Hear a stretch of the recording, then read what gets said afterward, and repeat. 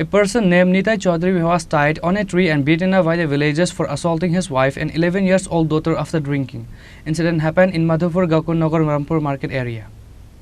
Nitai Chaudhary's wife went and stayed at her parents' house several times because of her husband assaulting her daily after drinking. However, wife had to return home after doing trial and public discussion. However, once again Nitai Chaudhary beaten his 11 years old daughter and tried to take the life of his wife, which is why Nitai Chaudhary was tied on a tree and beaten up by the villagers. Later, the villagers handed him over to the police.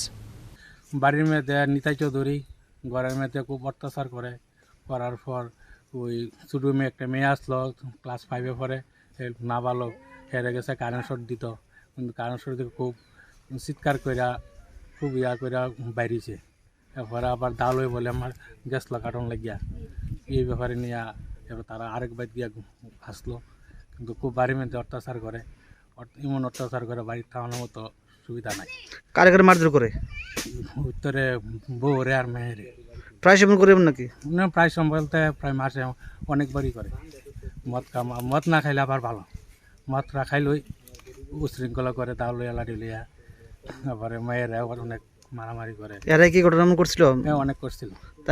আসলো, বউ আসলো বাপের বাড়ি, আমরা 10 বইয়া সেরা গ্রামের মধ্যে করে আবার মিলাই দিছি। মিলাই দেওয়ার পরও আবার সেই রকম অবস্থা, আবার মধ্যে বিষ খাইছিল, বিষ খাওয়া আবার বউ আসলো বাড়ি, সেই রকম অবস্থা। আবার আজকে কি করছে? আজকে কালকে রাত্রেবেলায় এমন ঘটনা করতে পারে।